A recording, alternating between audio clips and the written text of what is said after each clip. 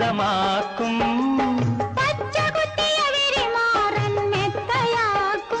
നിന്റെ പിച്ചകപ്പൂമേനി ഞാൻ സ്വന്തമാക്കും.